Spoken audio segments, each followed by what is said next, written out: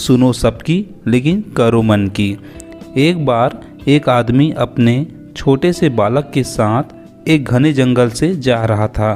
तभी रास्ते में उस बालक को प्यास लगी और उसे पानी पिलाने उसका पिताजी उसे एक नदी पर ले गया। नदी पर पानी पीते पीते अचानक से वो बालक पानी में गिर गया और डूबने के कारण उसके प्राण निकल गए। वो आदमी बड़ा दुखी हुआ और उसने सोचा कि इस घने जंगल में इस बालक की अंतिम क्रिया किस प्रकार करूं। तभी उसका रोना सुनकर एक गिद्ध, सियार और नदी से एक कछुआ वहां आ गए और उस आदमी से सहानुभूति व्यक्त करने लगे। आदमी की परेशानी जानकर सब अपनी अपनी सलाह देने लगे। सियार ने लार टपकाते हुए कहा, ऐसा करो, इस बालक के शरीर को इस जंगल में ही किसी चट्टान के ऊपर छोड़ जाओ, धरती माता इसका उद्धार कर देगी। तभी गिद्ध अपनी खुशी छुपाते हुए बोला, नहीं नहीं, धरती पर तो इसका जानवर खा जाएंगे। ऐसा करो, इसे किसी वृक्ष के ऊपर डाल दो ताकि सूरज की गर्मी से इसकी अंतिम गति अच्छी हो जाएगी। उन दोनों की बातें सुनकर कछुआ भी अपनी भूख को छुपाते हुए बोला, नहीं, आप इन दोनों की बातों में मत आओ। इस बालक की जान पानी में गई है, इसलिए आप इसे नदी में ही बहा दो।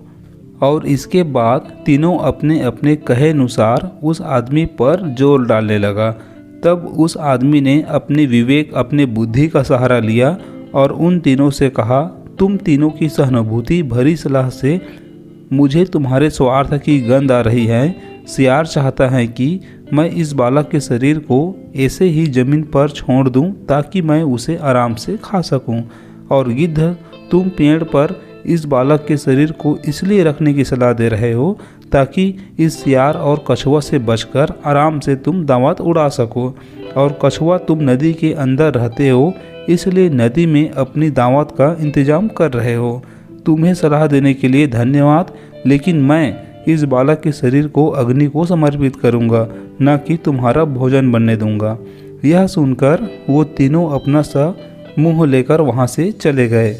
दोस्तों, मैं यह नहीं कह रहा हूं कि हर व्यक्ति आपको स्वार्थ भरी सलाह ही देगा, लेकिन आज के समय में जो धोखा खाता है वही अच्छी तरह से समझ सकता है।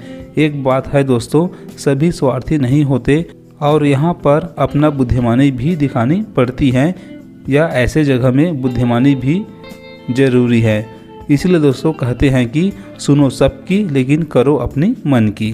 कहानी अच्छी लगी होंगी तो लाइक और शेयर ज़रूर कीजिएगा, और दोस्तों चैनल पर नए हैं तो सब्सक्राइब ज़रूर कीजिएगा। Thank you.